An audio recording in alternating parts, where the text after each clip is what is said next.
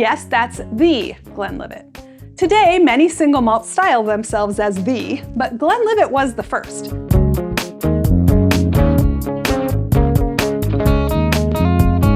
Hello and welcome to My Tiny Bottles, the project where I'm exploring my grandmother's legacy of miniature liquor bottles, one tiny bottle at a time.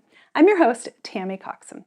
Bottle number 59 is the Glenlivet, and it's the first bottle of single malt Scotch that I found in Grandma's collection so far. Which makes sense, because especially in the time period when she was collecting, blended Scotch whiskey was much more popular than single malts. This is broadly true still today. Blended whiskey dominates sales, but single malt fans make a lot of noise and get noticed more.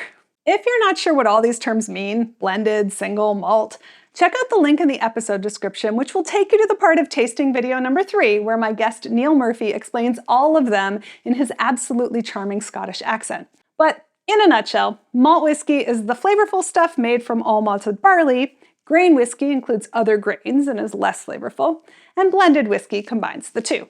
A single malt is malt whiskey from a single distillery, and in my case, it's a 12-year-old single malt from the Glenlivet. Yes, that's the Glenlivet.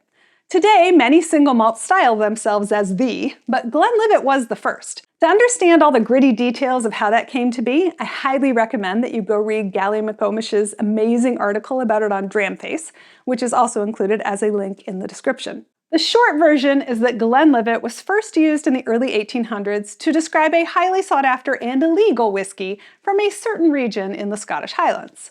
When Scotland eventually provided a path to legalization for the many illicit distillers in the area, a distiller named George Smith was the first to get officially licensed, and he claimed the Glenlivet name for his product. His whiskey became quite renowned, and as the neighboring distillers got licensed, they wanted to capture some of that fame for themselves. So they began appending the word Glenlivet to their whiskeys too. Eventually, in the 1870s, Smith's descendants took the issue to court, and it was ruled that only they could call their whiskey the Glenlivet. The practice of appending the word Glenlivet to other whiskeys lived on into the 1980s, but did eventually die out. Speaking of the 1980s, that's when this bottle comes from, and it was a really important and unfortunate time in the history of Scotch whiskey.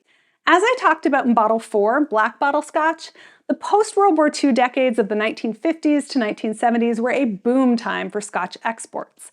It's during this period that the first single malts start to really get promoted as their own thing, rather than just sold to others for blending, and this included the Glenlivet, which incidentally was purchased by the ubiquitous Seagrams in 1977 when they beat out a bid from the company behind Bottle 55, Suntory Royal. With that period of rapid expansion came a corresponding expansion of production, which in the 1980s quickly became overproduction, leading to what is called the whisky loch.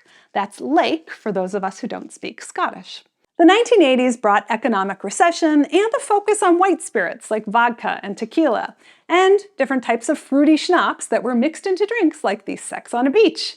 There was no room for stuffy old Scotch whiskey in that landscape. And between 1983 and 1985, 20 Scotch distilleries closed. And that's most likely the time period my bottle comes from based on its label. One could hope that means it will be especially tasty, since the Glenlivet presumably had plenty of supply to draw from.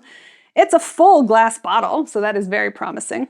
As for the Glenlivet, not only did they make it through the whisky loch and out the other side into what some call the third golden era of Scotch, they are currently one of the best-selling brands of Scotch in the world, which should hopefully continue to serve them well if predictions of another whisky loch on the horizon come true.